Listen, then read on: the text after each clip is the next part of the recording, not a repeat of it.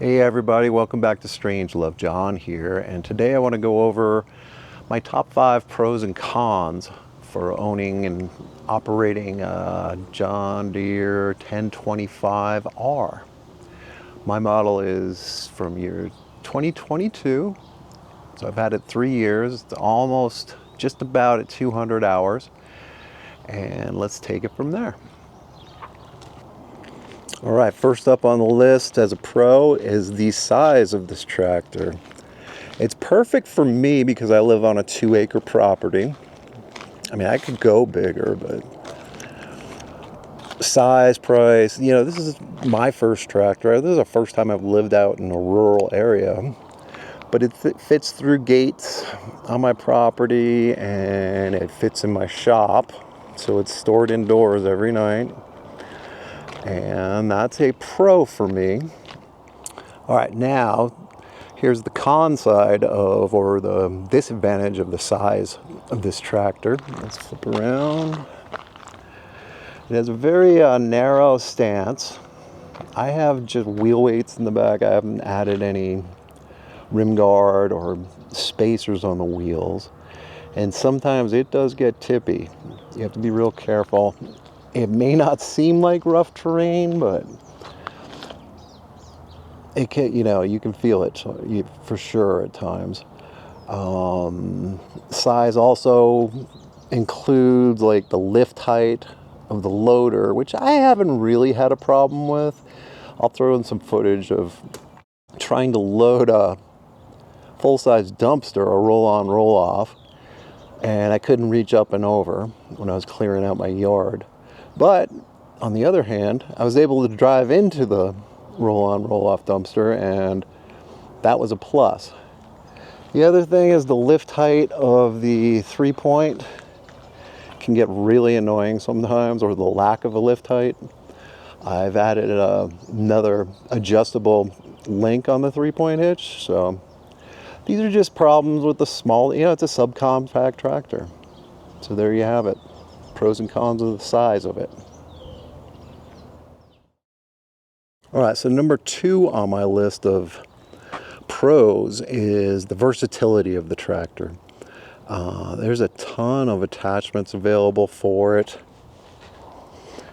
They all work very well, given the scope of a subcompact tractor and the situation you put it in. But I use all of these. I actually use the tiller the least, but I live in a desert environment and I don't get a call for it very much, the need to use it. But the cons on versatility is it comes at a price. These attachments, relatively cheap, but they're not, it doesn't scale with stuff you can put on a larger tractor like you'd think. They're still in the same ballpark range. So just the cost of the versatility, and it's not just attachments. There's a ton of add-ons and, that you can add to the tractor itself. But that's really the only con to the versatility part. All right, number 3 on my list, and this is a pro, believe it or not, but is the engine on this thing. You remember, it's a subcompact. It's a small frame, but this is the Yanmar diesel. It's a 3-cylinder, 23.9, I think they listed it as horsepower. But for this size tractor, it pretty much, I've never really had to stop, or sometimes if I'm pulling up a grade with like a box blade full of dirt, it will bog down significantly or stop. And usually I just put it in 4-wheel drive and she takes right off again. I look at this as a pro though, because it keeps you out of trouble for the size of the frame of the tractor. Now the cons of the power, generally for me, have been the PTO power. That seems like that could get, I don't have a ton of PTO attachments, and I can imagine though that could get you into some frustrating times, especially if you're using like a brush hog or something.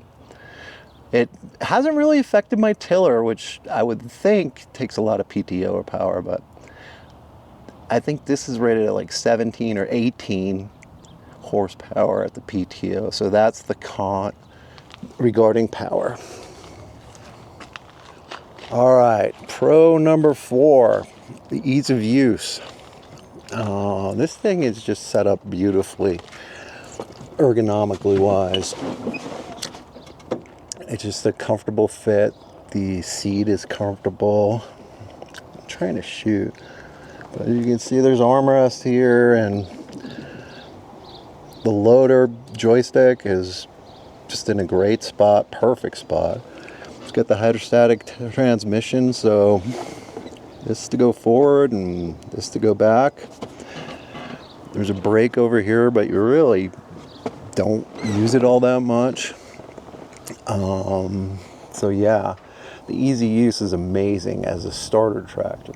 Now the con of that is probably, I don't have much experience with anything larger, but the same pros can be cons to someone who's looking to do a bigger job on a bigger tractor, especially like the 2-range transmission, the high and low. I'd really like to see a medium range on this, but once again, let's see, it is a subcompact tractor, so it is what it is.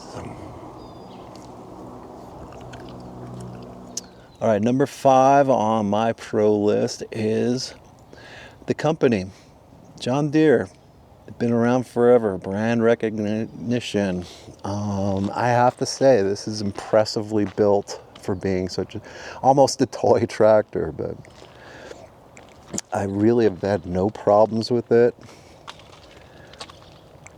And the price that comes with it, once again, this costs a lot more than some other subcompacts out there. Probably have more capability, but